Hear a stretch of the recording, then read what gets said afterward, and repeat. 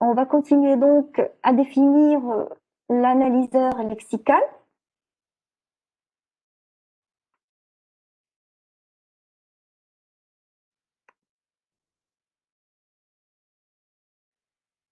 On a vu donc la dernière fois que, et d'ailleurs c'est ce que vous avez aussi répondu au niveau donc du forum, il y a eu beaucoup la plupart des réponses plus ou moins étaient bonnes. J'ai vu quelques petits dérapages, mais bon, c'est normal parce que de toute façon, vous ne l'avez pas encore bien assimilé, mais c'est ce qu'on va voir donc au niveau de notre cours. Alors, le, normalement, on a dit que le compilateur commence par transformer le flux de caractères d'entrée en une suite d'entités plus abstraites qu'on va voir, donc comment on l'appelle justement, donc ce qu'on appelle unité lexicale. D'accord? D'ailleurs, c'est notre base qu'on va comprendre aujourd'hui ce que c'est qu'une unité lexicale. Bien. Donc ça, je pense qu'on l'a vu la dernière fois. C'était juste donc pour vous rappeler un petit peu donc le contexte. Donc on a ça comme entrée et puis vous voyez donc comme en sortie, on a les différentes unités lexicales accompagnées de quoi, vous vous rappelez comment on appelait ça, tout ce qui est entre parenthèses? On les a appelés très bien, très bien, parfait. Non, non, pas identificateur, non. Attribut, oui, c'est ça. Attribut, parfait. Ok. Donc, les attributs, on va les définir justement aujourd'hui. Donc, justement, cette histoire d'attributs, je l'ai expliqué la dernière fois, et j'avais dit en fait, c'est une information qu'on en a besoin, justement, on a besoin tout le long du processus de la compilation. Mais à chaque instant de la compilation, bien sûr, j'ai d'informations complémentaires, d'accord? Concernant, bien sûr, à l'exem. Pour chaque lexem, j'ai une information complémentaire sur tout le process donc de la compilation. À chaque moment où j'ai une information, il va falloir en profiter donc et la sauvegarder. Et c'est ça ce que j'appelle bien sûr attribut. Attribut, ça peut être plusieurs attributs concernant donc un lexème donné. Donc ça, on va y revenir. Alors c'est quoi justement une unité lexicale? Donc c'est cette séquence qui est rendue, si vous voulez, ou qui est la sortie de l'analyseur lexical. En fait, c'est une suite d'unités lexicales, simplement. Donc, mais c'est quoi en fait cette unité lexicale qu'on appelle aussi token? Donc en fait, c'est une séquence de caractères euh, qui peuvent,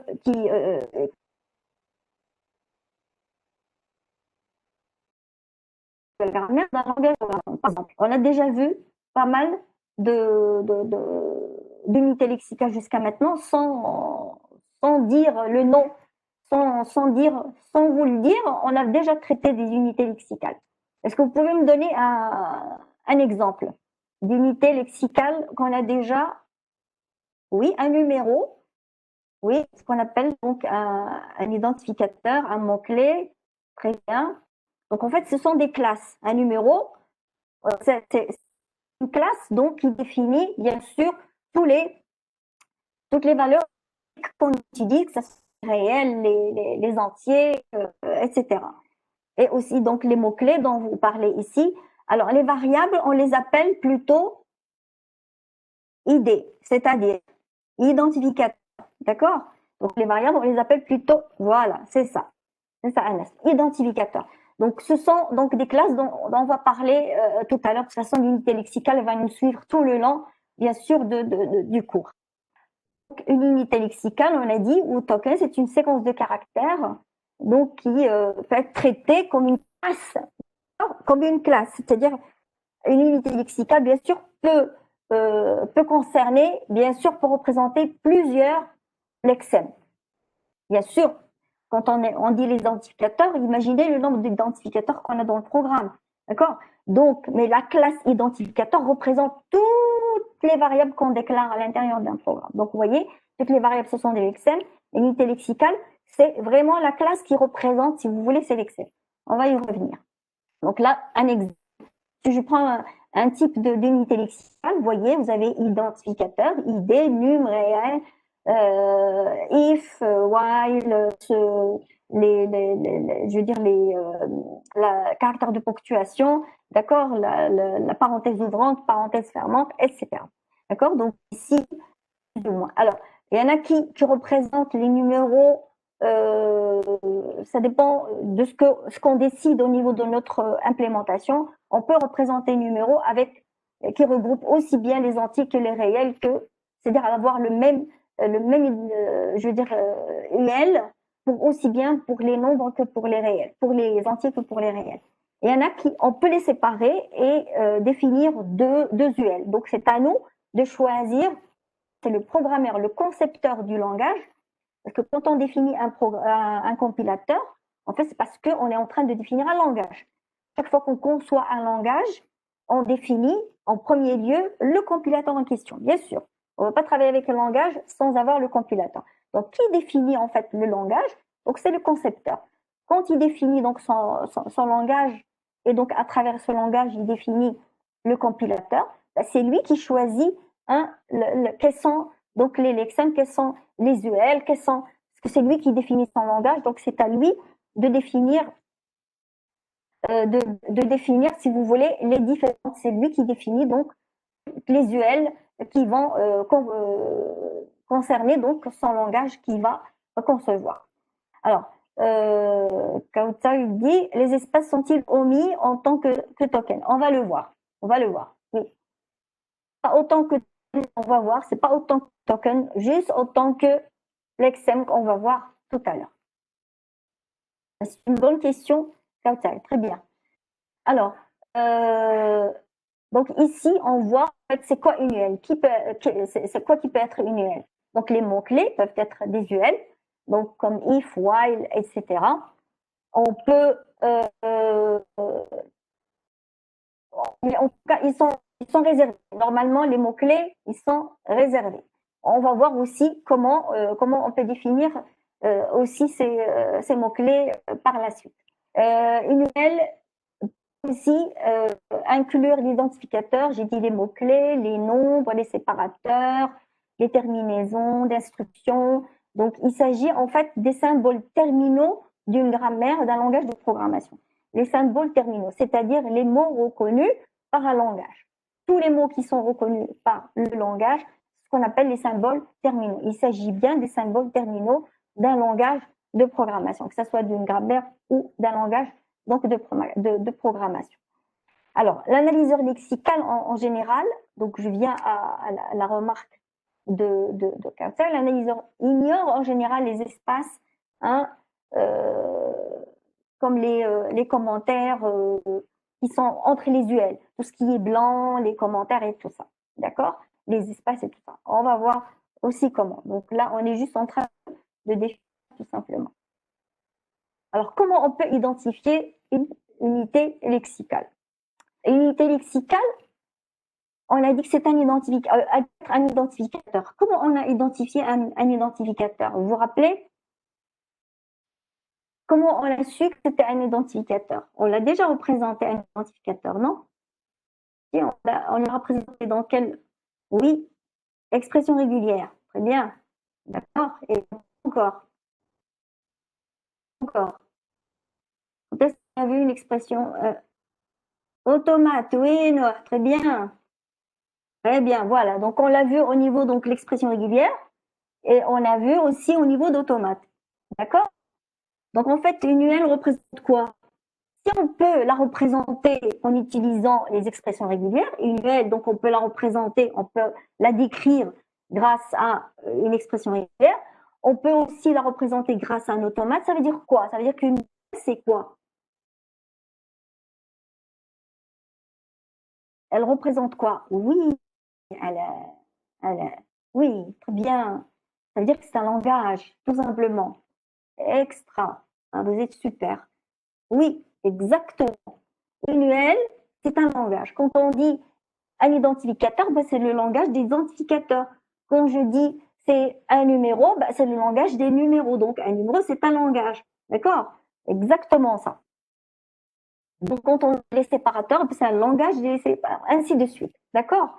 Bon, alors, analyseur lexical, donc identifie aussi, donc là, on vous l'avait dit, vous venez de le, voir, de le dire au niveau du chat, l'analyseur lexical identifie aussi les UL en utilisant les outils formels, donc avec lesquels on a formaté ou on a conçu, si vous voulez, notre analyseur. C'était, si vous vous rappelez, donc on a dit langage d'état fini qui correspond tout simplement aux automates. D'accord? Donc une unité lexicale, on peut la décrire sous forme d'expression régulière et on peut aussi la décrire en utilisant bien sûr le concept qu'on vient de voir dans les semaines d'avant, qui est l'automate, simplement. Donc en fait, une US, c'est tout simplement c'est un langage, d'accord? Et notre analyseur lexical, il va définir un petit peu cette suite de langages, parce que notre langage qu'on est en train de concevoir, par exemple au niveau de C, c'est un langage, oui, mais pour pouvoir le concevoir, il faut bien sûr le séparer, il faut identifier chaque partie du langage et ces différentes, ces petites parties, ça va être des sous-langages, bien sûr, le langage d'identificateur, le langage des numéros, le langage des parenthèses, le langage des mots-clés, le langage de tout ce dont on a besoin pour concevoir notre langage, bien sûr, proprement dit.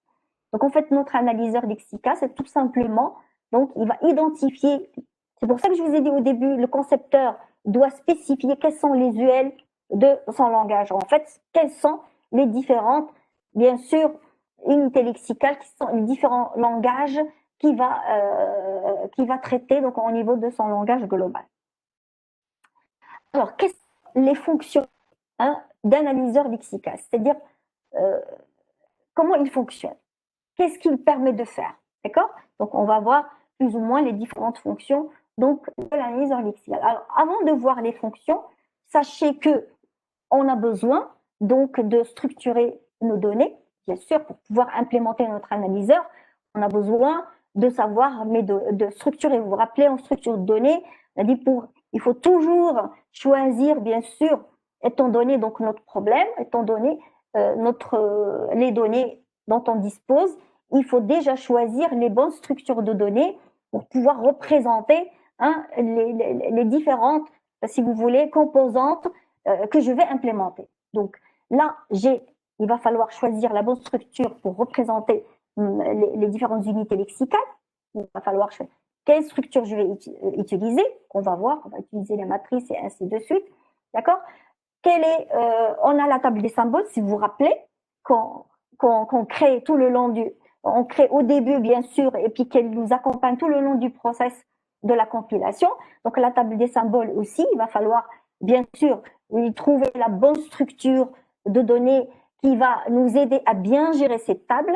Et donc, d'ailleurs, la table des symboles à elle-même, c'est carrément un projet que vous allez faire, un petit projet au niveau donc ça sera un devoir, Inch'Allah, parce que c'est quelque chose de très, je veux dire, très conçu, c'est-à-dire vraiment bien consistant. Donc, il va falloir savoir comment concevoir cette table. On aura aussi la table des mots-clés. Là, on va voir comment on va voir avec les identificateurs, si c'est reconnu comme identificateur, comment on va aussi. Donc, tout ça, on a besoin de différentes structures de données qui vont nous permettre de bien structurer tout ce bagage-là dont on aura besoin au niveau de l'analyse lexicale. On aura besoin aussi des fonctions, quelques fonctions thématiques pour pouvoir travailler avec ces données. Donc, par exemple, pour l'accès à la table des symboles, on a besoin de ce qu'on appelle la fonction de hachage, vous allez voir. Et là aussi, qui va nous permettre d'ajouter un identificateur dans la table ou chercher une information dans la table. Donc, vraiment, le problème, parce que la table des symboles, on va y accéder tout le temps, pour insérer ou pour ajouter ou pour chercher une information dont on a besoin. Donc, la recherche, l'ajout et tout ça, ça va être très fréquent Et donc là aussi, on a besoin de quelque chose de très solide qui va nous aider à optimiser l'accès à cette table. Donc là aussi, c'est ce que je vous ai dit. C'est pour ça que j'ai dit que c'est un projet je veux dire, qui est assez consistant. C'est comment travailler, comment gérer la table des symboles. Bien, alors maintenant, quelles sont les fonctions que permet ou que fait l'analyse lexicale? D'accord? Que permet de faire, qu'on peut faire avec l'analyse lexicale. Vous avez bien sûr la première fonctionnalité que tout le monde s'attend d'un compilateur, c'est de fournir des messages d'erreur, bien sûr. Les messages d'erreur qui sont liés à cette phase, bien évidemment. D'accord? Donc, l'une des fonctions de l'analyse lexicale, c'est de fournir des messages d'erreur, hein, en cas de message, bien sûr, en cas d'erreur. Deuxième fonction, on va voir chaque fonction séparément, une après l'autre. Et là, je vais citer justement toutes les fonctions que permet de faire l'analyse lexicale. C'est de fournir les attributs quand c'est nécessaire. C'est-à-dire, à un instant T, j'ai mon lexème, donc j'ai mon unité lexicale, quels sont les attributs qui sont associés. Donc, bien sûr, à cet instant-là, je ne peux pas avoir tous les attributs. Je vous ai dit que les attributs, on peut les avoir au niveau de toutes les phases. Ça dépend de la phase d'analyse qui est courante. D'accord? Donc, à un instant T, quel est le bon attribut? Quelle est l'information à ajouter, que ce soit au niveau des différentes tables, surtout pour la table des symboles. D'accord? Donc, l'UL, et quel est son attribut? Donc, elle permet de faire ça. Bien sûr, l'analyse lexicale aussi, elle a une des fonctionnalités, c'est de pouvoir chercher l'attribut s'il est présent ou s'il est fourni au niveau de cette phase d'analyse.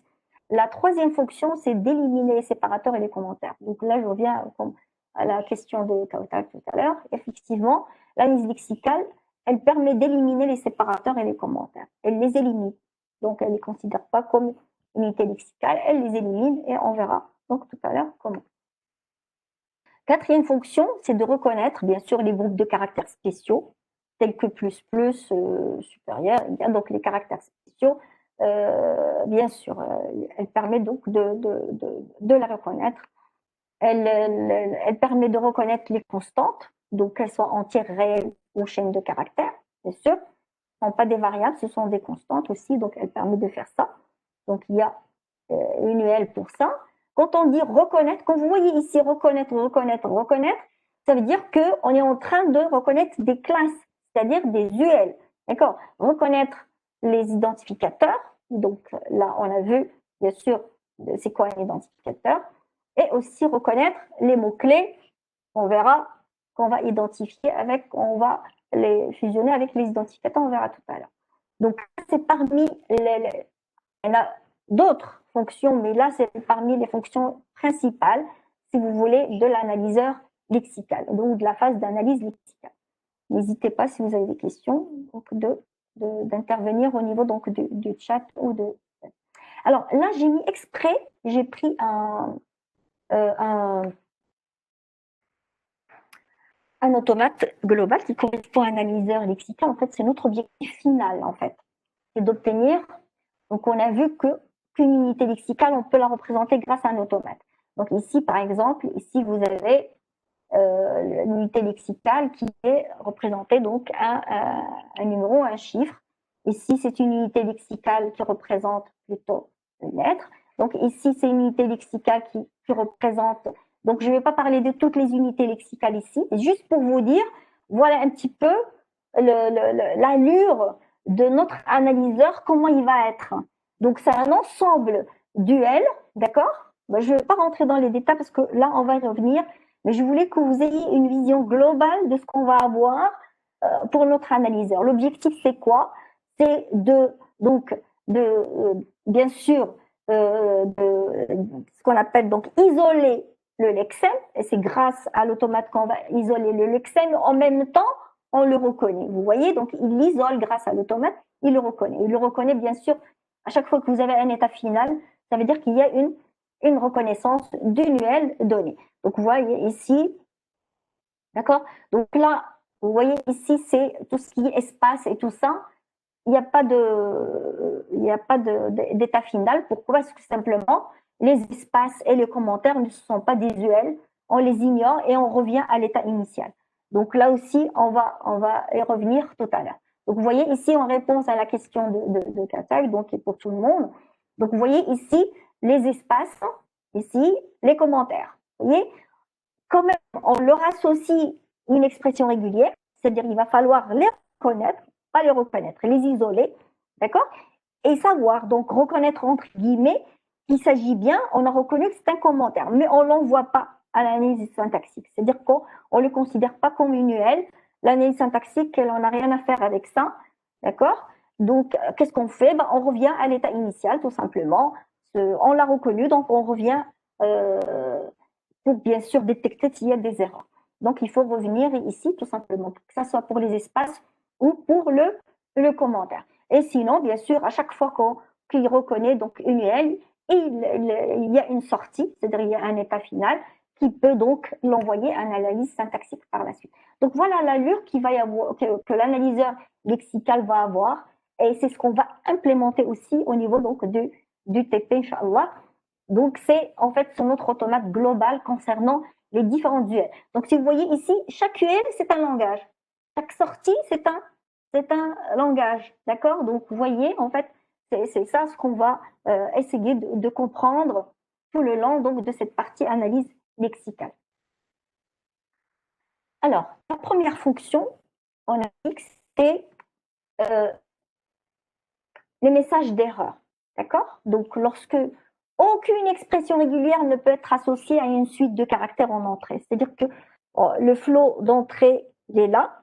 L'analyseur, il est en train d'isoler, d'essayer d'analyser, mais il n'a trouvé ça correspond à aucune expression régulière. C'est-à-dire l'analyseur est plus ou moins perdu, donc ça correspond à aucune entrée. Donc aucune UL n'est reconnue, et par conséquent, hop, il envoie un message d'erreur. Ça ne va pas. Donc, un message d'erreur doit être retourné. Donc, l'analyseur, c'est une des fonctionnalités. Donc, il doit absolument détecter que c'est une erreur et envoyer ce message d'erreur. Il dit, donc, c'est aucune message d'erreur, l'exem non reconnu, tout simplement. C'est-à-dire que l'exem que j'ai rentré, le mot que il n'appartient pas au langage. Donc, vous ne l'avez pas défini, le concepteur n'a pas défini ce genre de mot. Donc, il va falloir retourner une erreur, bien sûr.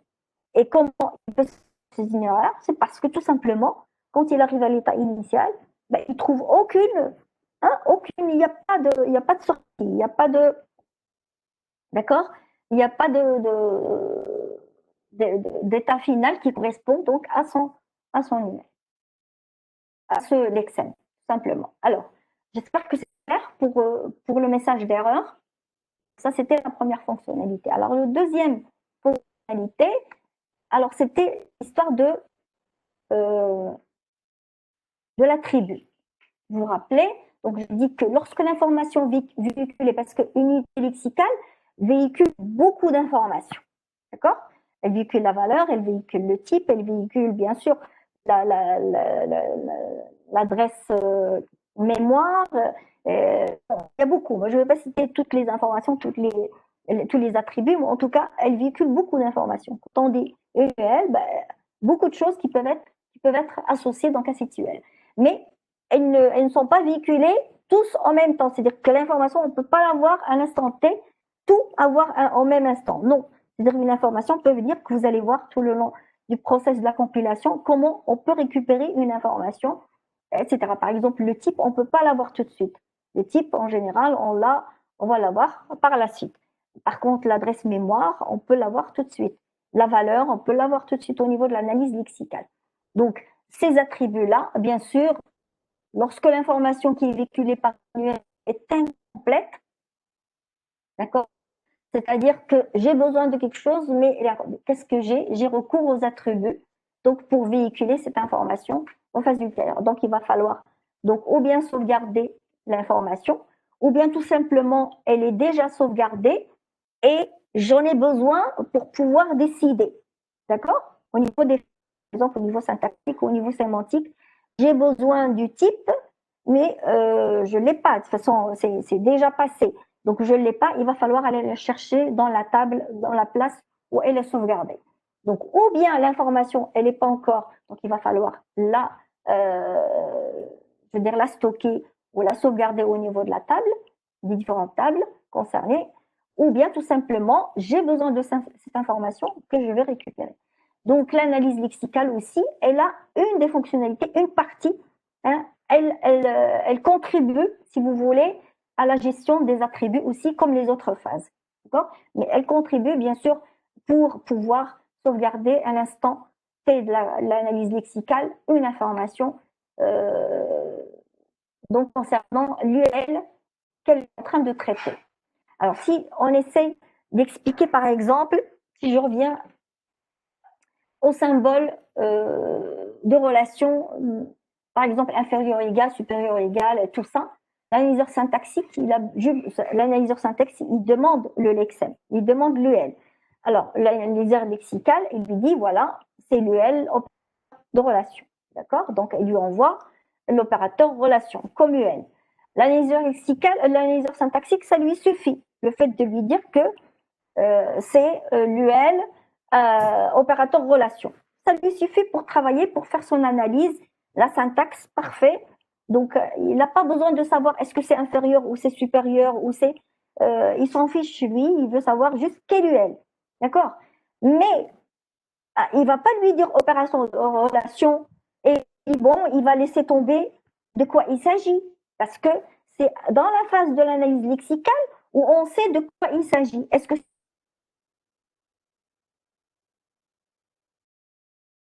aux autres réels, on n'aura plus d'informations. À ce niveau-là, c'est tout simplement sa valeur, ce qu'on appelle sa valeur. Il faut vraiment dire qu'il s'agit bien de inférieur quelque part, le laisser quelque part entre parenthèses ou dans une table, etc. C'est-à-dire, parce que dans la phase de génération de code, là, j'ai besoin de savoir. Pour générer le code, c'est pas la même chose. Inférieur ou supérieur, c'est pas la même chose. Bien sûr, il faut que je génère le bon opérateur de relation. D'accord? Donc, vous voyez, ici, bien sûr, c'est pas parce que j'en ai pas besoin à l'instant T qu'il faut pas en tenir compte. Bien sûr, il faut tenir compte de toutes les informations qui sont présentes à l'instant T et les sauvegarder, pouvoir les récupérer ultérieurement dans les autres phases dont on aura besoin. Ok? Donc, c'est la même chose pour le cas des identificateurs. L'analyseur syntaxique, il a juste besoin de savoir que c'est un ID, d'accord? C'est un identificateur dont on a besoin de savoir de qui il s'agit, son adresse mémoire, de l'identificateur pour aller chercher, faire des calculs, etc. Donc, dans la partie sémantique ou dans la génération du code, on a besoin d'autres informations. Pour le moment, on a juste besoin de savoir de quel UL il s'agit. Mais là aussi, donc, il faut sauvegarder dans la table des symboles parce qu'elle est réservée à l'identificateur. Il faut sauvegarder toutes les informations nécessaires, d'accord, ou utiles, ou je veux dire présentes, hein, qui sont présentes donc à l'instant T ou disponibles à l'instant T. Donc, une information supplémentaire est donc requise, c'est ce qu'on appelle attribut. Donc, j'espère que cette histoire d'attribut, elle est bien comprise. Alors, les informations sont véhiculées par un ordre de priorité prédéfini. Bien sûr, quand vous êtes la tête de lecture, elle est là, vous commencez le flux. Vous avez le flux quand vous dites A égale A plus B. Quand vous dites A égale, déjà quand vous avez mis égal, vous ne pouvez plus revenir à A. Ça y est, hein, vous allez dans le sens comme ça. Ça y est, une fois qu'on ne va pas revenir au début du programme source pour savoir ce qui a été dit. Non, l'optimisation justement de la compilation, elle est ainsi. C'est-à-dire, on passe une seule fois sur un caractère et on avance. Bien sûr, à chaque fois qu'on détecte un lexème, on l'isole, on le reconnaît et on avance. D'accord? Donc, ça, l'ordre prédéfini, c'est l'ordre donc où vous écrivez votre programme. C'est l'ordre, c'est vous qui vous le définissez. Quand vous écrivez votre programme source, ben c'est là. C'est l'ordre qui est écrit, qui est rentré au niveau donc, de votre programme source, tout simplement. C'est ça, les informations, c'est sous forme de programme source. Ça va jusqu'au premier caractère, jusqu'au dernier caractère de votre programme source. C'est ça l'ordre. D'accord? C'est le flux, exactement. C'est le flux, il arrive, puis vous lisez, enfin le compilateur ou l'analyseur, il lit, et à chaque fois, donc tout qu'il voit, tout peut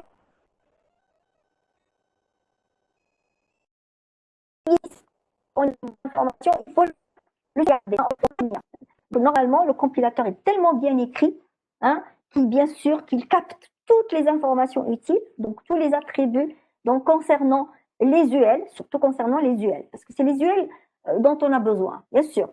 On détecte une UL, voilà, on isole, on reconnaît une UL, on attribue toutes les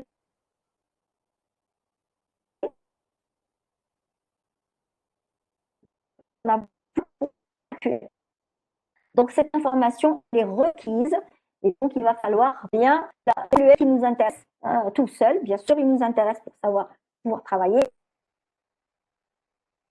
Donc on peut avoir un attribut à voir tout à l'heure pour une UL donnée. Est-ce que c'est clair maintenant? D'accord? Donc en une phase, on fait donc tout ça. On isole, on reconnaît en même temps, d'accord? Et on sauvegarde en même temps toutes les informations concernant l'UL dans les tables correspondantes.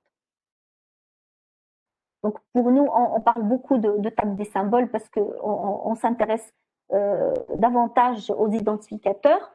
Pour les autres, on ne peut pas voir toutes les autres tables. Bon, il y a la table des constantes aussi, on va en dire un petit mot, mais les autres, bien sûr, on ne peut pas tout voir au niveau de la compilation. Surtout la table des symboles qui est très consistante, qui est majestueuse, donc il faut en parler davantage.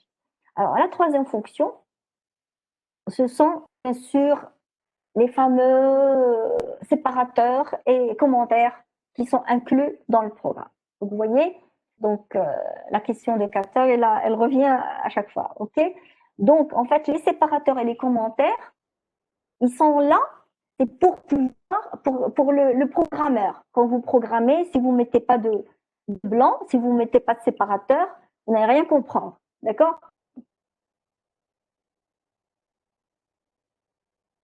Même si vous mettez tout plus blanc, il va comprendre. D'accord? Parce que lui, hein, il isole, il a une technique pour isoler qui ne dépend pas des blancs. C'est pas le blanc qui lui dit c'est là qu'il faut s'arrêter. Hein? C'est pas le blanc qui lui dit que c'est ici qu'il faut s'arrêter. Du tout. Hein? C'est là l'automate, c'est ce qu'on a défini au duel. On verra. Donc en fait, les blancs et les séparateurs, les commentaires aussi, vous savez très bien que le commentaire, vous pouvez faire des erreurs. Lui, il s'en fiche, il ne vous envoie pas d'erreurs. Vous pouvez mettre des erreurs à l'intérieur du commentaire, écrire n'importe quoi.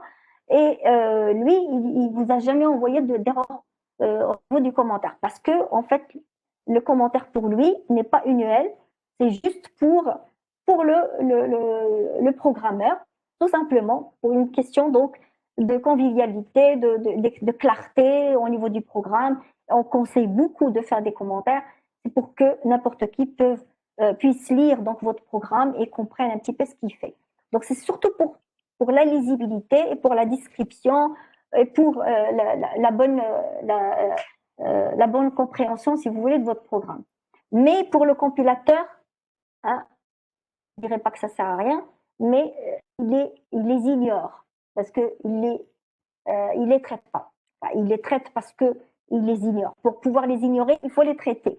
Pour dire, il faut qu'ils reconnaissent que c'est un commentaire. Il faut qu'ils reconnaissent que c'est un séparateur. Il faut qu'ils le reconnaissent, bien sûr. Si vous ne lui dites pas, il ne peut pas savoir et il va vous dire que c'est une erreur. Mais il faut dire, ça c'est un blanc, il doit le reconnaître, mais hop, comme je vous ai dit tout à l'heure, il boucle, il revient à case de départ, il attend autre chose. Ok? Donc en fait, les séparateurs et les commentaires qui sont au niveau de votre texte sont vraiment d'intérêt pour le programmeur. D'accord? Donc, dans le cas du compilateur, c'est par exemple, vous avez un préprocesseur qui élimine, avant de compiler, il élimine donc tous les blancs, les commentaires, il les élimine pour optimiser, si vous voulez, avant de commencer la compilation. Mais pour un bon compilateur encore plus optimal, qu'est-ce qu'il fait? il n'utilise pas un préprocesseur, il l'intègre au niveau de l'analyseur lexical. Alors, tout simplement, il dit, je vais reconnaître, tout simplement, et l'ignorer. En fait, il les traite et les élimine à l'intérieur de l'analyse lexicale, tout simplement. Donc, on doit lui associer, pour pouvoir reconnaître, il faut lui associer une expression régulière. Donc, qui dit expression régulière dit un langage, mais on ne dit pas qu'il n'est pas donc suivi d'une reconnaissance. On dit que c'est pas unuel, hein, on dit que c'est pas unuel, mais on peut lui associer, on doit lui associer une expression régulière pour pouvoir le reconnaître et l'éliminer par la suite. Donc, il faut lui associer une expression régulière, donc qui va permettre donc de le reconnaître, de reconnaître que ce soit un séparateur ou un commentaire, et de l'isoler, hein, et ne le transmet pas à l'analyseur syntaxique, bien sûr, puisque c'est pas unuel. Donc, c'est clair, j'espère que c'est clair pour cette histoire donc de commentaires et séparateurs. D'accord? Donc, un espace blanc peut être, bien sûr, un caractère blanc, ça peut être une tabulation, ça peut être un retour à la ligne, d'accord? Et bien sûr, des commentaires, c'est des séquences quelconques de caractères qui se trouvent entre slash étoile et étoile slash. Vous vous rappelez, on vous a donné ça donc au niveau d'un certain quiz ou un test.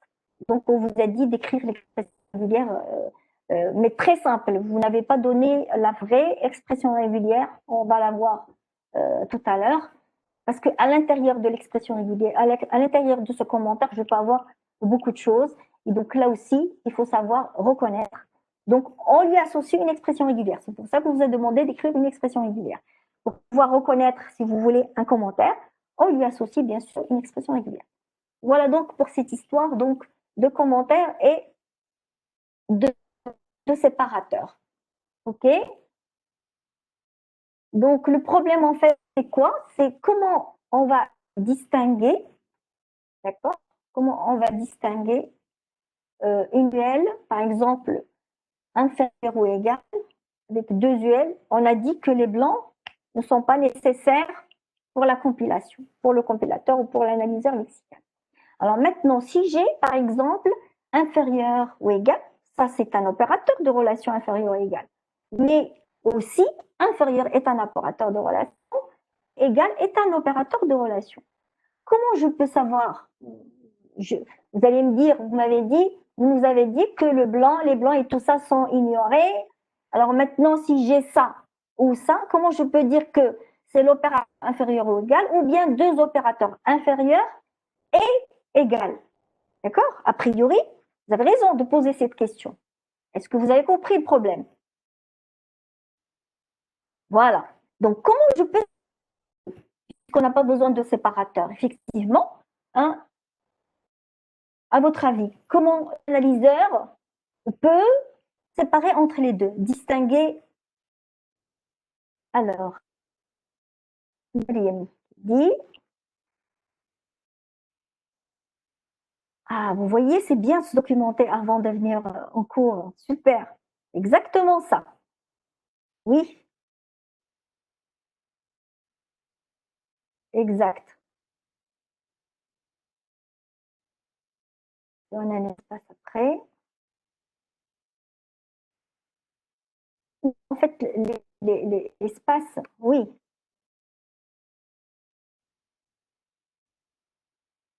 Parce qu'en fait, il élimine, on peut éliminer les espaces, oui. Après, on trouve. Alors, normalement, il ne peut pas savoir. Comme les séparateurs pour lui, pas. S'il trouve un séparateur, c'est bon, mais s'il ne trouve pas de séparateur, il ne peut pas savoir. D'accord? Quand il trouve un séparateur, bien sûr, il va s'arrêter. Il va ignorer, il va continuer. Mais en fait, ici, le problème, c'est il n'y a pas que là. Il y a le plus, par exemple, là. Par exemple, l'UL plus et les deux UL plus et plus. Je peux avoir plus. Kalia qui dit isoler le plus long l'exem. Ah, ben oui, ça c'est l'objectif. Et d'ailleurs, l'algorithme de l'analyseur lexicale, il est basé sur ce que tu viens de dire, Zakaria, sur l'isolement du plus long lexème. Ça, c'est la base de l'algorithme de l'analyseur lexical. D'accord? Il ne doit s'arrêter que s'il ne trouve plus hein, de choses donc, à reconnaître. Donc, il doit aller le plus loin possible tant qu'il y a un UL à reconnaître. Donc, c'est ce qu'on appelle isoler le plus long lexème. C'est-à-dire ici, le plus long lexème, c'est pas plus, c'est plus. D'accord? Donc, il ne doit pas s'arrêter tant qu'il y a un lexème à reconnaître, donc il va aller plus loin. C'est ça ce qu'on appelle isoler le plus long lexème. Là, c'est la même chose. Il y a inférieur ou égal. Même s'il a trouvé inférieur est un lexème, mais ce qui va venir après, ce que vous avez dit, donc tant qu'il y a quelque chose à reconnaître et qu'un lexème est en voie, donc en vue, donc il faut continuer à reconnaître et c'est ça ce qu'on appelle isoler, voir la suite, exactement. Donc c'est de voir le plus loin possible. Donc ce qu'on appelle l'isolement ou isoler le lexème le plus long lexème. C'est exactement comme a dit Zakia, ça c'est vraiment le noyau de l'algorithme de l'analyseur lexical. D'accord? Vous voyez que ça vous sert de vous documenter avant, c'est super, c'est exactement ce qu'il faut faire. Donc la réponse, c'est l'isolation du préfixe le plus long, tout simplement. Bon, j'espère que tout le monde a compris.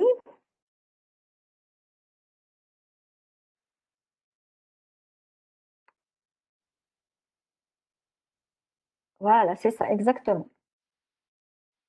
Donc, lors du traitement, on trouve inférieur, on ne décide que si le caractère qui suit ne donne pas une UL connue. Tant qu'il donne encore une UL connue, bah, on va aller plus loin, tout simplement. C'est comme, par exemple, un identificateur. Un identificateur, par exemple, si je dis alpha. Alpha, c'est un identificateur. A est un identificateur. D'accord? A est un identificateur. Donc, je peux dire, A, c'est reconnu identificateur, je m'arrête. Ben non, j'ai encore L, donc je continue. P, H, A, donc je continue jusqu'à ce que j'ai, donc jusqu'à ce que ça s'arrête. C'est-à-dire qu'il n'y a plus de reconnaissance. Après, il va y avoir un blanc ou il va y avoir, je ne sais pas, autre chose pour m'arrêter. Et puis voilà, d'accord? Donc là, ça veut dire que je ne vais pas m'arrêter. Donc vous voyez, cette histoire de plus long lexème, elle s'exécute beaucoup, on le voit beaucoup plus aussi sur l'identificateur. Un identificateur de longueur, hein, comme par exemple j'ai dit alpha, d'accord? Si vous prenez un identificateur A, comment je vais séparer entre un identificateur A ou un identificateur alpha? Ok? Donc vous voyez très bien que en fait il faut traiter le plus long lexème, tout simplement isoler le plus long lexème. Alors, maintenant on va passer à une autre fonction. C'est la fonction justement comment traiter les constantes. Donc le problème, une constante, elle a une valeur. D'accord? Quand on déclare une constante, elle a une valeur. Donc si au niveau syntaxique, il suffit juste de savoir que c'est une constante, d'accord? Mais lors des phases ultérieures, la génération de code ou autre, hein, on a besoin de sa valeur. On a besoin de savoir la valeur de cette constante pour pouvoir bien sûr faire le calcul et bien sûr générer le code. Donc on a besoin d'attributs. Alors comment je vais stocker justement l'attribut de cette constante? Donc les constantes, on a des constantes entières ou réelles. Donc on a bien sûr un attribut, donc valeur qui est transmis avec l'UL. Donc on dit que c'est nul, j'ai reconnu l'UL nul, d'accord? Et je transmets sa valeur qui est 10, tout simplement. Je transmets avec, donc je dois transmettre où? D'accord? Je ne transmets pas 10 à l'analyseur syntaxique, je transmets juste nul. Mais le reste, l'information, il va falloir la stocker. Donc voilà, là, on va voir comment justement on gère cette histoire d'attributs pour les constantes rapidement parce que on ne va pas les traiter par la suite, donc je préfère en parler maintenant.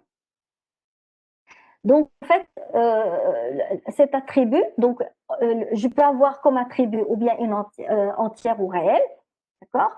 Ou bien je peux avoir une chaîne de caractères, par exemple, une chaîne de caractères constante, par exemple, qu'on donne entre guillemets, tout simplement, d'accord? Donc, une chaîne de caractères constante aussi, comment je vais la stocker? Comment je fais? Je vais envoyer à l'analyseur lexical, je vais lui envoyer, c'est une chaîne, hein, c'est une constante, d'accord? Chaîne de caractères. Je vais lui dire tout simplement que c'est une constante, donc une UL constante, mais par la suite, on doit savoir, bien sûr, de quelle constante il s'agit ici. Une chaîne de caractères. Donc, vu la taille d'une chaîne de caractères, en général, on a souvent recours à une table, ce qu'on appelle une table de constantes. Il va falloir stocker, par exemple, si j'ai, je ne sais pas combien de constantes, chaînes de caractères dans mon programme, mais il va falloir stocker tout ça. Bien sûr, avec l'UL en question.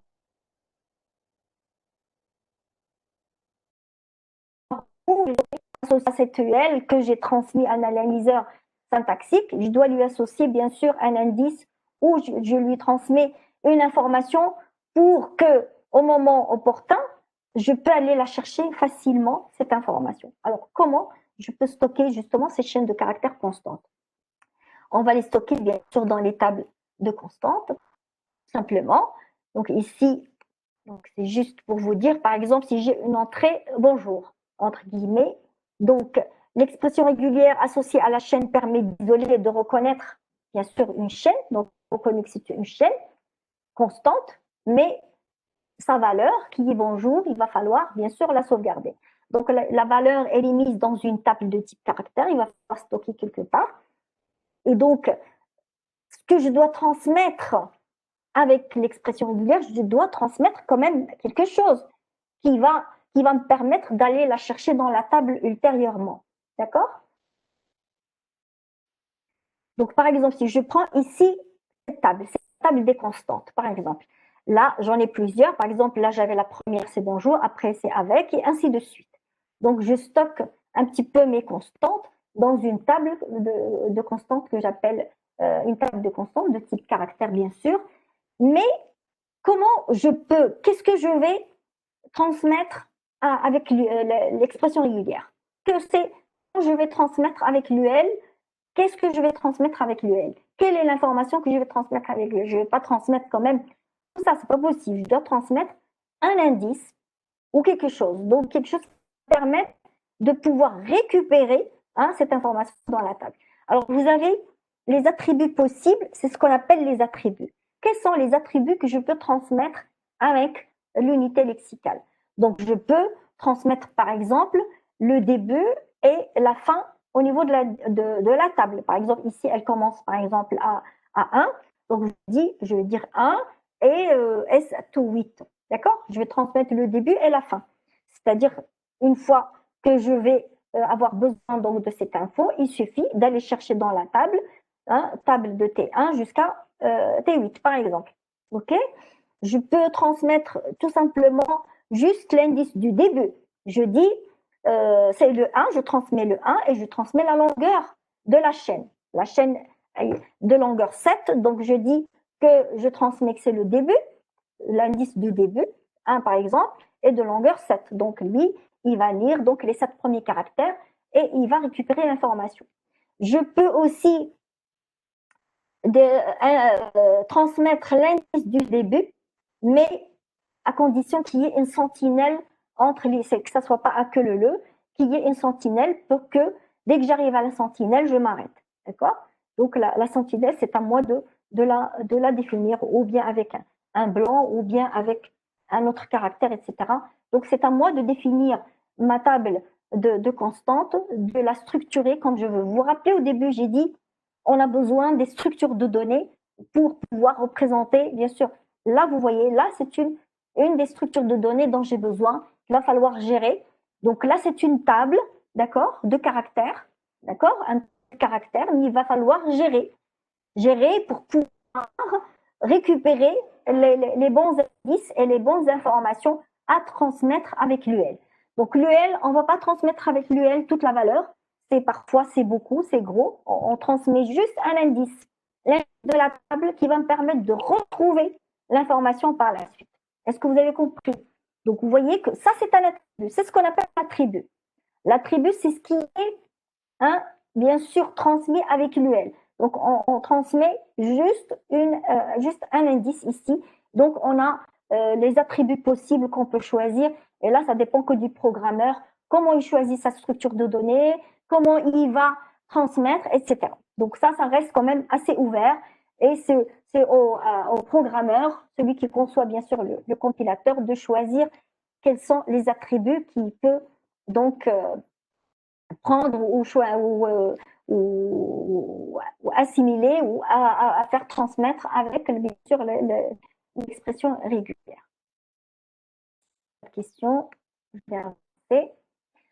Alors, maintenant, je vais à fameuse unité lexicale, hein, qui est l'unité la plus abordée, la plus utilisée, la plus présente au niveau d'un programme source, c'est l'identificateur.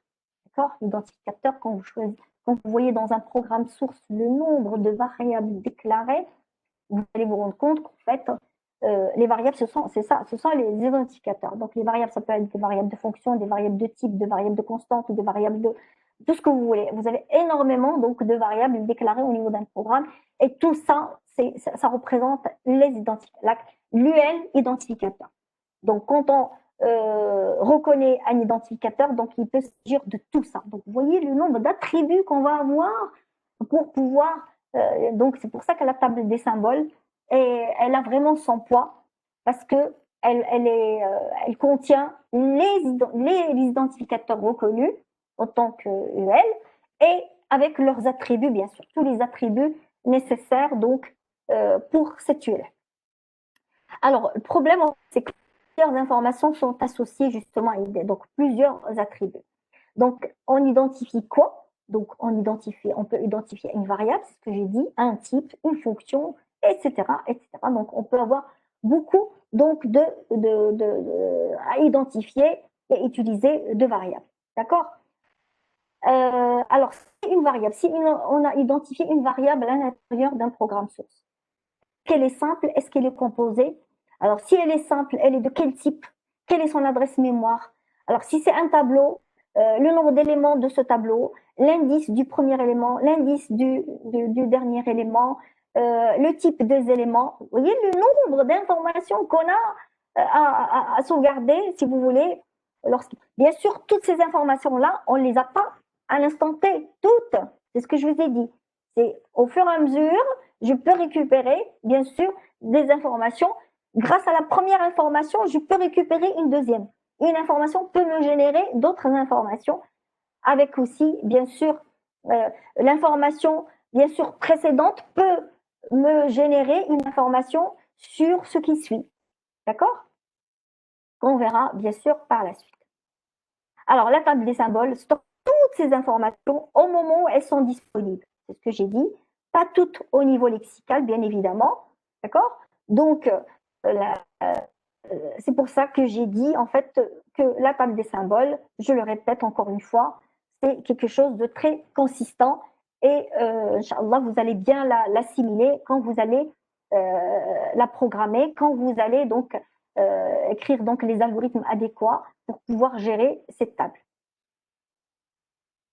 Alors, si on récapitule un peu pour cette histoire d'identificateurs. Les identificateurs peuvent avoir différentes utilisations: variables, procédures, fonctions, nom de type, nom de constante. D'accord? Elles peuvent avoir des attributs comme type de base, entier, booléen. D'accord? Même le type, il peut avoir donc entier. Même quand on dit type, là aussi, hein, il faut savoir, est-ce qu'il est entier, est-ce qu'il est réel, est-ce qu'il est booléen, s'il est construit, est-ce que c'est un pointeur, est-ce que c'est un tableau, est-ce que c'est une structure, la taille du tableau, sa structure, son adresse relative au début de la zone déclarée, etc. Donc, il y a beaucoup de choses, beaucoup de choses donc, à prendre en considération pour les identificateurs. Alors, on va vous donner justement des informations concernant comment fonctionne la table des symboles, de quoi il s'agit, et comment elle fonctionne, d'accord? Et comment on va y accéder, comment on va chercher, etc. Donc, une qui stocke toutes les informations relatives donc, aux identificateurs, on l'appelle bien sûr table des symboles, donc que ça soit clair. Mais vu le nombre, comme je dis, au niveau donc, de la table, vous imaginez, parce que quand on dit, par exemple, une variable alpha, combien de fois elle est utilisée dans le programme. Plusieurs fois, d'accord? Mais à chaque fois qu'on retrouve, à chaque fois qu'on tombe sur alpha, il va falloir bien sûr la reconnaître. L'analyseur, il va reconnaître. Il ne sait pas qu'elle est déjà passée. Hein, tout de suite, il ne va pas savoir tout de suite. Il faut déjà qu'il le reconnaisse. Donc, il le reconnaît. Et comment il peut savoir qu'elle est déjà passée? Il faut qu'il aille dans la table des symboles, d'accord? Et chercher. Est-ce qu'elle est déjà stockée? Ah, si alpha est déjà stocké, je passe, donc il n'y a pas besoin. Donc, si juste, s'il y a une information supplémentaire, voilà, si elle est déjà stockée, si elle a déjà ajoutée, il n'y a pas besoin d'ajouter. Par contre, si j'ai une information supplémentaire en termes d'attributs, hein, il va falloir accéder à cette, à, à cette, à cette UL il faut la chercher dans la table et ajouter, bien sûr, l'information correspondante. Alors, vous voyez le nombre de fois, vraiment, le nombre d'accès est vraiment élevé. Très élevé. D'accord? Donc, pour des raisons d'optimisation, c'est ce qu'on veut. On veut vraiment optimiser parce que l'utilisation, la gestion de la table des symboles, elle est au niveau de la compilation. Donc, si on a un temps long pour pouvoir accéder à cette table et gérer cette table, ça va induire, bien sûr, se répercuter sur le temps d'exécution du compilateur. Donc, il va falloir bien gérer cette table, bien sûr, de symboles et optimiser l'accès à cette table. Est-ce que vous imaginez que je vais accéder d'une manière séquentielle? Je vais chercher mon identificateur de la table numéro 1 jusqu'à la fin. C'est pas possible. Ça va être énorme. Le temps, il va être exorbitant. Donc, il va falloir, bien sûr, trouver une technique, une méthode. Hein. Bien sûr, il faut avoir des règles. C'est une méthode, d'accord, d'accès, ce qu'on appelle donc les fonctions. Il y a des fonctions mathématiques qui, justement, qui nous permettent de gérer l'accès à des tables comme ça, qui sont des tables géantes, comme les big data et ça, comment on fait, donc ça, c'est autre chose. Mais on s'inspire justement de ça. Donc, le nombre d'accès donc, à cette table est élevé. Voilà, des dictionnaires, dans les recherches Google, tout ça. Donc, comment on cherche? On cherche on fait une recherche intelligente, on ne recherche pas comme ça d'une manière séquentielle. Bien sûr, au moins une recherche, on appelle donc ça une recherche indexée, d'accord? C'est-à-dire, comme dans le dictionnaire, est-ce que le dictionnaire, vous cherchez de manière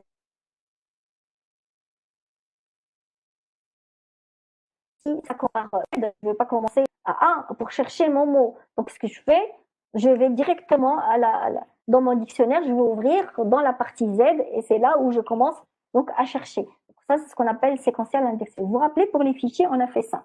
D'accord? Voilà, séquentiel indexé. Alors, si on revient donc à notre table des symboles, donc pour notre table de symboles, bien sûr, il va falloir trouver bien sûr une méthode aussi optimisée qui nous permet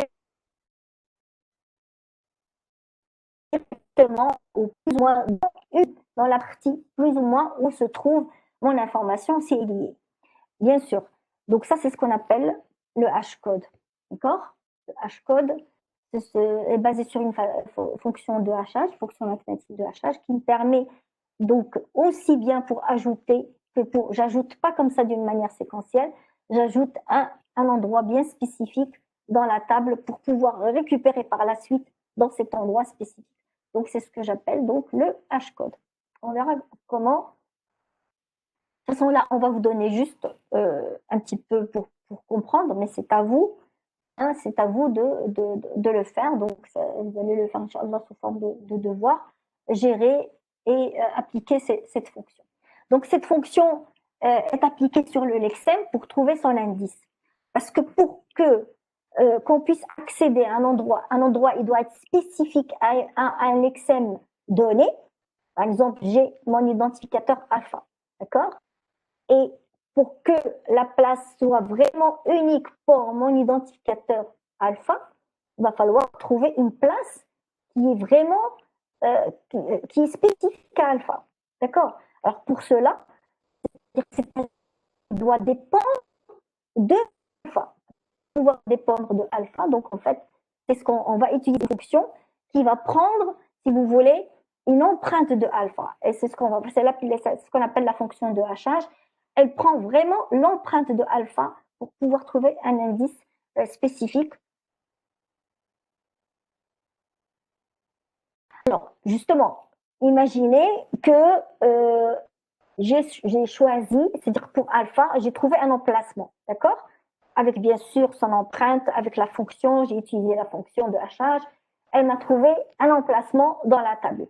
Alors imaginez que pour, je ne sais pas, pour par exemple un autre identificateur que j'appelle alpha, par exemple, est-ce qu'il va me trouver le même emplacement? Normalement, ils ont deux empreintes complètement différentes. La fonction, elle est faite de telle sorte, la fonction de hachage, elle est faite de telle sorte que pour chaque, c'est-à-dire qu'on ne peut pas trouver deux indices identiques pour le même hein, lexème.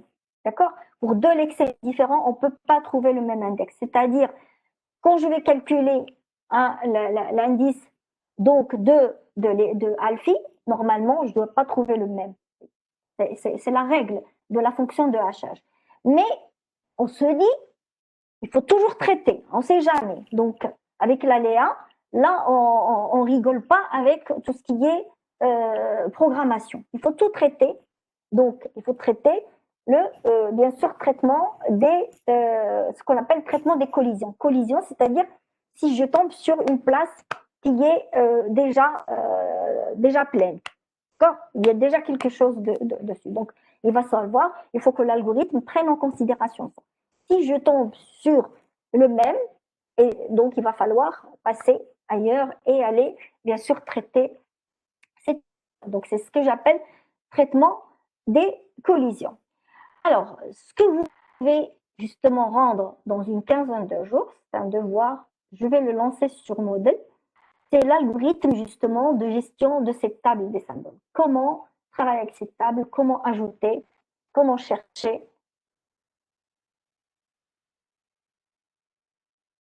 Vous allez largement donner comment elle fonctionne. Et une fois que vous avez donc écrit donc tout l'algorithme avec bien sûr toutes les phases de traitement de la table, d'accord? Vous allez l'implémenter, Inch'Allah, en TP, parce que le TP, il commence, je pense, est-ce qu'on est la 4e semaine? Commencer cette semaine ou la semaine prochaine? On est en 4e semaine, je pense. Donc, c'est la semaine prochaine.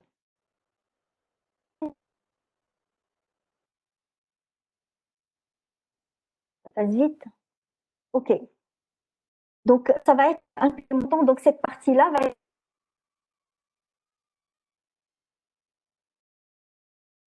Alors, comment fonctionne justement cette table Hashcode? Vous avez deux règles à respecter. Bien sûr, pour pouvoir, pour pouvoir déclarer au niveau de votre programme une table, vous avez besoin de la table en général. Ce qu'il faut choisir, c'est la taille de la table. Il faut que ça soit 2 fois un nombre pair. D'accord? NB, il faut il faut prendre un nombre premier et prendre donc 2 fois la taille de la table, 2 fois ce nombre premier. Donc ça, c'est pour ne pas justement avoir des surprises par la suite. Donc ça, c'est la règle numéro 1 pour qu'une table Hashcode fonctionne normalement. Donc il faut prendre un nombre premier et multiplier par 2. Et c'est ça ce qui va faire donc la taille de votre table que vous allez déclarer. Alors, après, il va falloir choisir une fonction, bien sûr, une fonction de hachage. Il y en a plusieurs, mais là, ce qu'on vous conseille de prendre, c'est ce qu'on appelle, c'est cette fonction-là qui va calculer la clé, l'indice pour accéder à la table. Donc, pour calculer la clé, il faut choisir donc une fonction de hachage et on vous conseille donc de choisir la somme des codes ASCII pondérés. Le code ASCII, en fait, c'est quoi? Je pense que je l'ai dans le slide suivant. Je vais vous donner je donne. Je vous ai dit tout à l'heure, étant donné donc un identificateur, donc une L, par exemple alpha, Donc, pour pouvoir calculer la clé de alpha, il va falloir donc calculer, quand je dis la somme, attends, je vais essayer de prendre si je peux.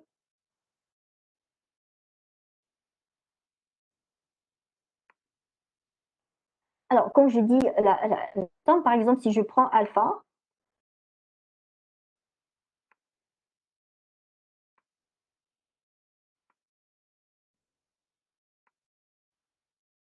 on fait avec, hein. Voilà. Alors, pour trouver, si vous voulez, la clé de alpha, où est-ce que je vais la stocker au niveau de la table? Je vais calculer la somme des codes ASCII. Le code ASCII de A plus le code ASCII de I pondéré modulo la taille. Pondéré, ça veut dire quoi? C'est-à-dire 1 fois le code ASCII de 1, plus 2 fois le code ASCII de 2, plus 3 fois le code ASCII de P, ainsi de suite. Modulo la taille, bien sûr, parce que je risque de déborder au niveau de la table. Donc, ce que je fais, c'est modulo, vous vous rappelez, il suffit la taille. Donc là, elle va donner une clé, tout simplement. Et c'est cette clé-là qui va me donner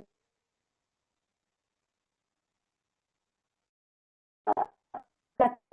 Donc, par exemple, j'ai trouvé 40, bah, c'est donc c'est T de 40 où je vais stocker mon identificateur à. C'est juste un exemple donc d'une fonction et je vous conseille d'utiliser celle-là tout simplement pour pouvoir travailler avec et gérer la table. Alors, comment on ajoute un identificateur dans la table des symboles? Comment on ajoute? Donc, ajouter un identificateur dans la table des symboles, il va falloir, avant de l'ajouter, il faut calculer sa clé. Donc, la clé est calculée grâce à cette fonction de hachage. OK? Après, donc,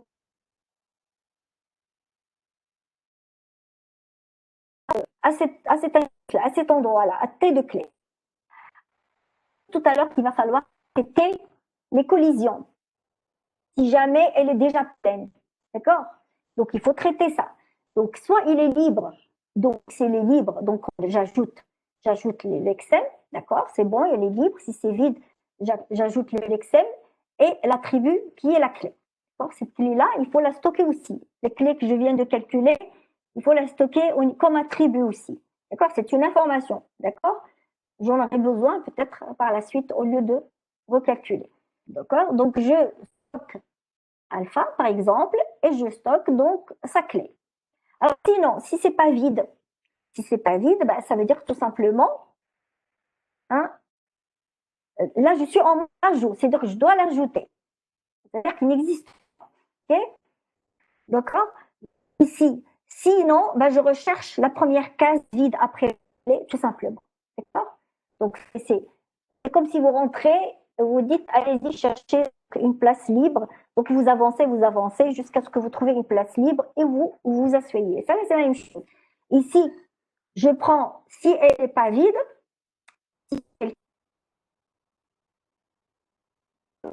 un lexème déjà qui est dessus, elle n'est pas vide, donc en fait, je recherche la première case vide après la clé. Donc, c'est beaucoup plus facile à chercher à partir de clés que de chercher depuis le début à partir de clés. Donc, j'avance un petit peu et dès que je trouve une place vide,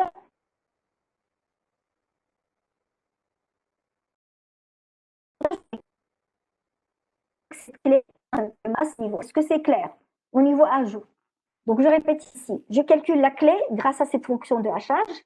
Après, j'accède à cet endroit, d'accord? Cet indice. Si libre, je l'ajoute et j'ajoute ma clé, d'accord? Comme attribut. OK? Si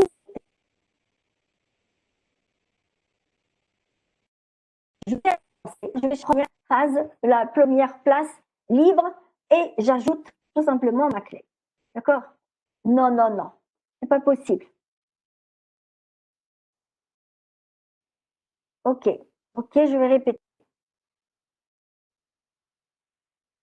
C'est pour ça que je vous ai dit, elle ne peut pas être pleine. Pourquoi? Si la table est complètement pleine, non, je ne peux pas. Parce que, en fait, je prends un nombre premier, deux fois le nombre de variables utilisées au niveau de votre programme source. Vous voyez? Donc, ce n'est pas possible. Je prends un nombre premier et deux fois le nombre de L. Vous avez deux fois le nombre de L. D'accord? Donc là, vous ne pouvez pas avoir, ça veut dire que vous avez des choses qui se répètent et c'est pas bon ce que vous êtes en train de faire. Normalement, vous ne devez pas avoir de problème au niveau donc, de disponibilité. Par contre, c'est au niveau d'accès. Okay. Donc, je répète, je calcule, okay, j'ai l'indice, donc si je l'insère, d'accord, tout simplement avec sa clé. S'il est plein, ben, je cherche le premier vide tout simplement après la clé. Tout simplement, donc j'avance un petit peu et dès que je trouve libre, j'ajoute avec la nouvelle clé.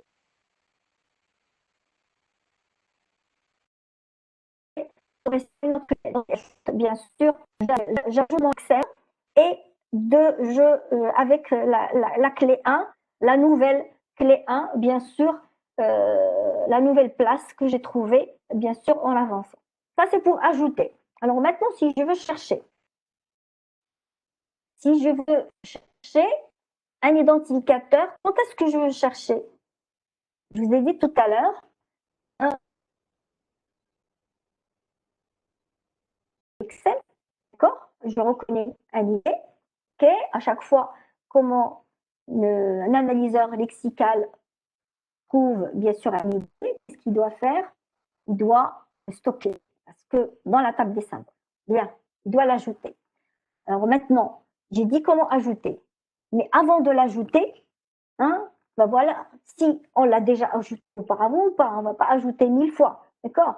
On ajoute une seule fois dans la table un lexème donné. Okay? On le stocke une seule fois et ce qu'on ajoute, ce sont les attributs qu'on ajoute autant que. Il faut savoir s'il existe déjà.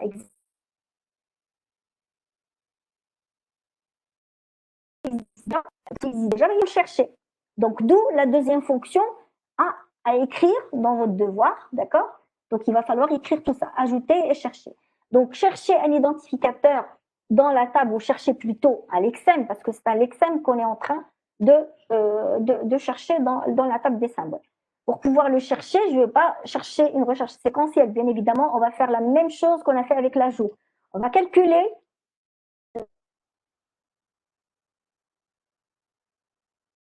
la manière. Donc, si elle est vide, ça veut dire qu'il n'existe pas. D'accord? Si on trouve que la place que je viens de calculer, elle est vide, ben ça veut dire qu'il n'existe pas. Et donc, je peux l'ajouter par la suite. Là, je suis en train juste de chercher. En tout cas, la réponse de... Donc, vous cherchez, la fonction chercher vous dit n'existe pas. Donc, je peux appeler la fonction ajouter et je l'ajoute. C'est clair? Alors maintenant, si elle est pleine, si je en accédant à cette clé, je trouve qu'elle est pleine. Donc, soit c'est le mais, je teste, je compare. Si c'est égal, donc la recherche va me retourner trouvé. Donc, s'il est trouvé, donc je ne vais pas, bien sûr, je vais répondre, la fonction va répondre, il existe, trouvé. Donc, je ne l'ajoute pas, je ne l'ajoute pas une deuxième fois. Je ne l'appelle pas une fonction, la fonction d'ajouter. Donc, rechercher. Donc, si jamais c'est différent, c'est pas égal. Si c'est pas égal, ça veut dire quoi? Si c'est pas égal, ça veut dire que je vais aller chercher. C'est possible que ce soit, donc, comme je l'ai dit auparavant, qu'il y avait une collision, donc il faut aller le chercher un peu plus loin. Hein, c'est pas la clé, ça peut être une clé 1. Donc il faut aller le chercher plus loin jusqu'à la première case vide ou trouver. Donc si c'est si différent, donc je répète ici, si c'est plein, si c'est égal, c'est trouvé. Si c'est différent, je dois rechercher ce qui est après jusqu'à trouver, jusqu'à la première case vide ou trouver. Ou bien je le trouve, parce que je cherche en comparant, d'accord? Si je le trouve, c'est bon, il est là. Si je ne le trouve pas, je vais aller jusqu'à la case vide et je ne le trouve pas. Ça veut dire que tout simplement, hein, il n'existe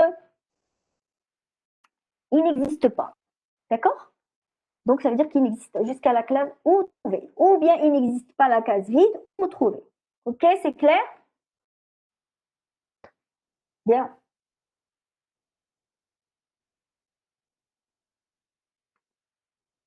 Alors, la fonction dont je vous ai parlé tout à l'heure, la fonction de hachage, d'accord? Voilà, elle est là. Donc, vous pouvez, ça c'est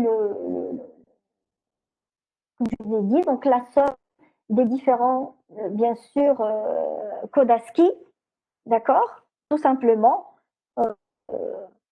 modulo, bien sûr, modulo, il ne faut pas oublier le modulo, d'accord? Là, je ne l'ai pas utilisé, mais il ne faut pas l'oublier. Ici, elle vous retourne tout simplement, d'accord, la somme des sommes ASCII.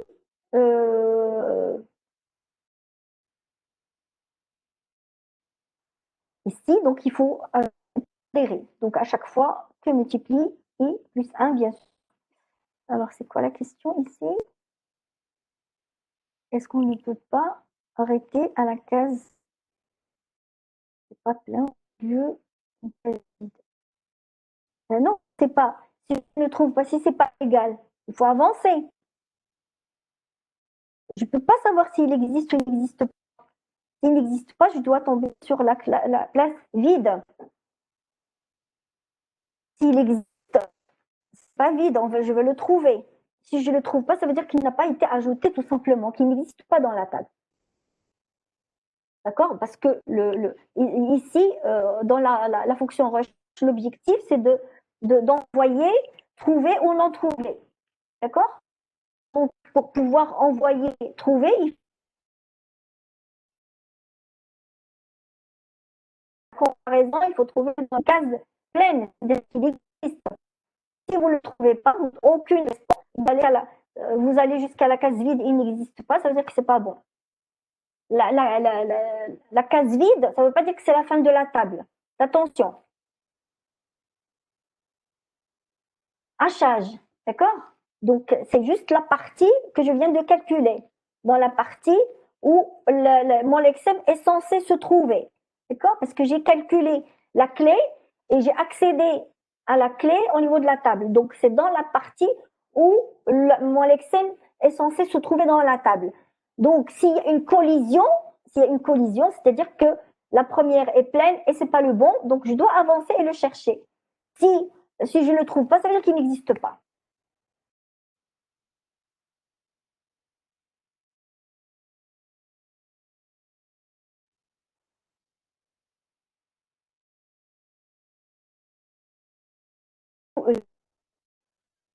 Pourquoi pour l'accent? Alors, elle a posé la question, tu as tout à fait raison, et je vous conseille d'utiliser en public, ne pas utiliser en privé. Les questions ici, c'est surtout, effectivement, je ne fais pas attention moi au privé.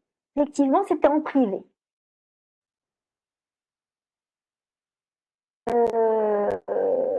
Oui, alors attention, parce que là, j'ai plusieurs questions en même temps. Alors, la question qui a été posée, est-ce qu'on ne peut pas s'arrêter à la case qui n'est pas pleine, au lieu de s'arrêter aux cases vides? Si on s'arrête aux cases, on va s'arrêter à la case pleine. Si je le trouve, oui. Je le trouve, ça veut dire que c'est plein. Mais si je ne le trouve pas, je vais aller jusqu'à ce que je trouve une case vide, ça veut dire qu'il n'existe pas. D'accord? Alors, la question d'après. Le lexème. Alors, l'extrême de I. Oui, l'extrême de I, ça donne le code ASCII, effectivement. Tout à fait.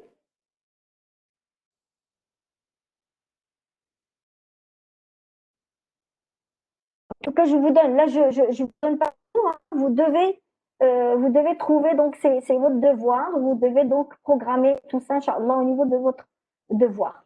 Est-ce qu'il y a d'autres questions? Est-ce qu'il y a d'autres questions avant que j'avance ici? Est-ce que c'est clair cette histoire d'ajouter et de chercher? La recherche, l'ajout. Bien sûr, tout est basé sur la fonction de hachage. C'est tout à fait normal. Hein. La fonction de hachage, c'est la base donc c'est la base donc de la gestion donc de la table des symboles. La table des symboles, elle est basée sur la fonction de hachage. D'accord? Ok, allez, on va avancer. Alors, l'expression régulière associée à un identificateur ne peut distinguer. Là, je passe à une autre fonction. D'accord?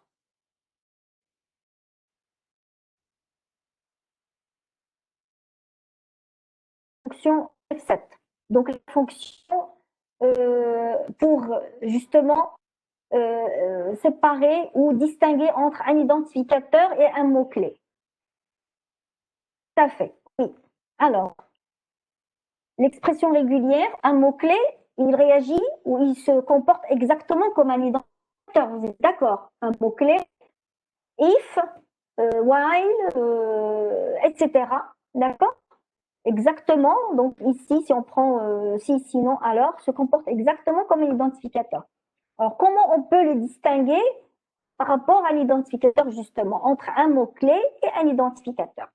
Quand je vais rentrer dans l'automate et je vais essayer donc de reconnaître. Hein, je peux pas, sinon je ne peux pas avoir, si je le sépare, je vais pas avoir un automate. Si je le sépare, je le sépare, je sépare les mots-clés avec des identificateurs.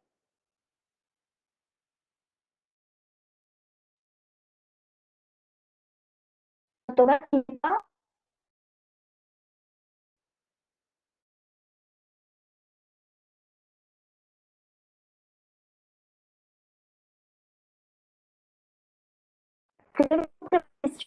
Si je au niveau de l'automate, le son coupe. Ah bon?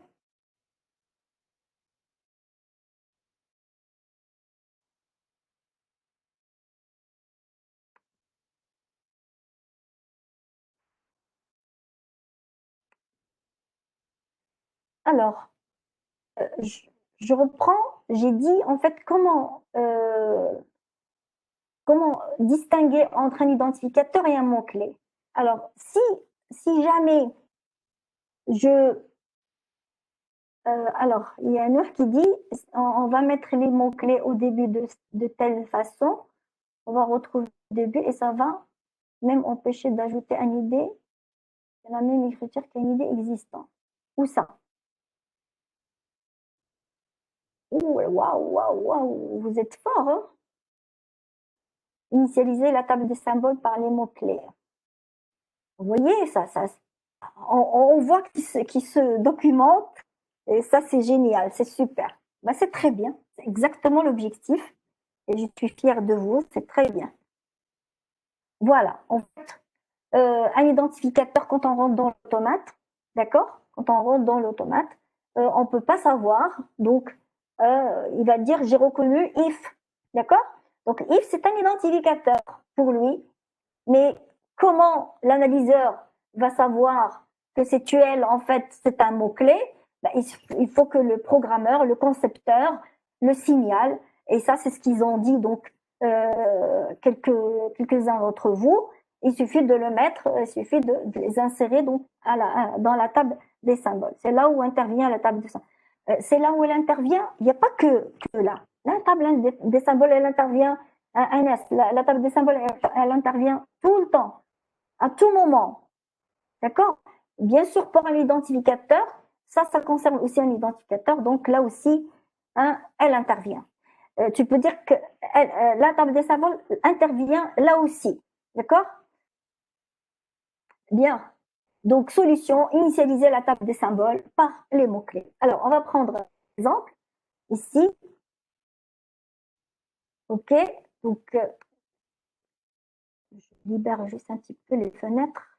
Vous ne voyez pas le nombre de fenêtres que j'ai.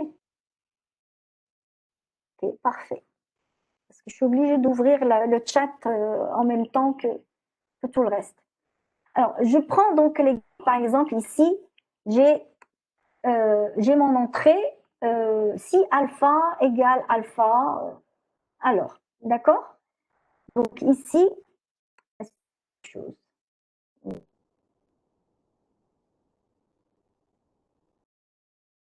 Comme mot-clé. J'ai clé, hein, je vais, comme on a dit, je vais l'initialiser avec les mots-clés. D'accord? Tous les mots-clés de mon programme, de mon langage source, de mon langage, je vais les mettre dans la table des symboles. Je vais ce qu'on appelle initialiser la table des symboles avec les mots-clés. Okay? Voilà, comme ça, et je mets comme attribut mot-clé. Comme ça, on sait que c'est un mot-clé. Donc, une fois que j'accède à ci, je peux savoir que c'est un mot-clé, tout simplement. Ça, c'est l'attribut. Ça, c'est l'Excel. Hein? Le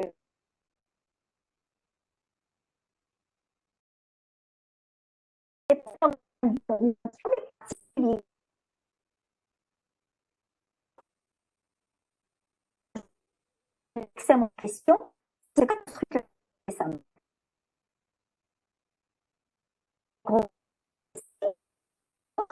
Et bien sûr, là, ici, on on met, bien sûr, on initialise la table des symboles avec, bien sûr, tous les mots-clés, d'accord, avec l'attribut mot-clé. Alors, bien sûr qu'on va les reconnaître au niveau de l'analyseur lexical, mais je parlais au niveau de la table des symboles tout à l'heure. Alors, j'ai le flux, il est comme ça, dans ce sens. Donc, je vais analyser dans ce sens, d'accord? Je ne reviens pas en arrière. Donc, si est d'abord reconnu comme identificateur. OK? Bien sûr, je suis passé par l'automate. Il a reconnu une sortie. Il m'a reconnu identificateur. Alors, qu'est-ce que je fais? Ben, je vais rechercher dans la table de symboles. Ça, c'est mon algorithme. Je recherche dans la table de symboles. Il va me retourner, bien sûr, un mot-clé. L'attribut, il va lire dans. Je vais chercher et je vais trouver tout simplement mot-clé. Bien, donc, c'est pas la peine, je ne le rajoute pas. Il est trouvé, il va me retourner mot-clé. Je passe au deuxième. Alpha est reconnu comme idée.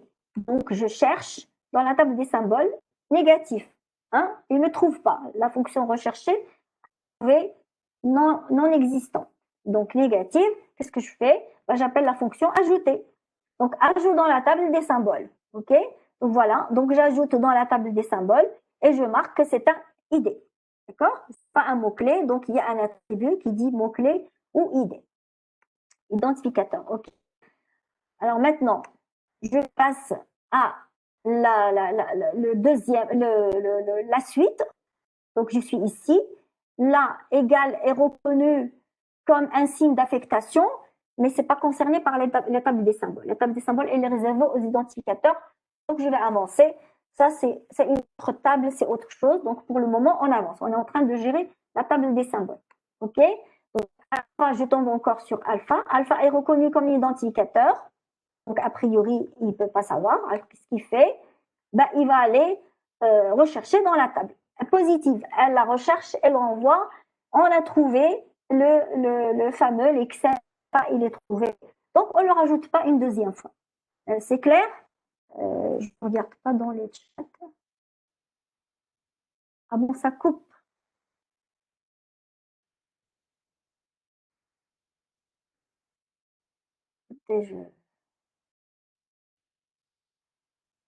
Est-ce que vous m'entendez maintenant?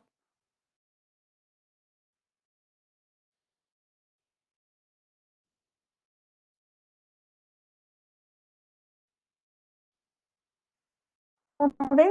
Pas clairement.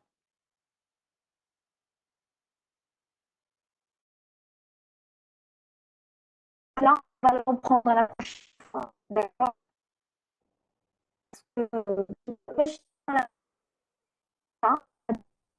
Exact. Donc, je rajoute dans la table de symboles.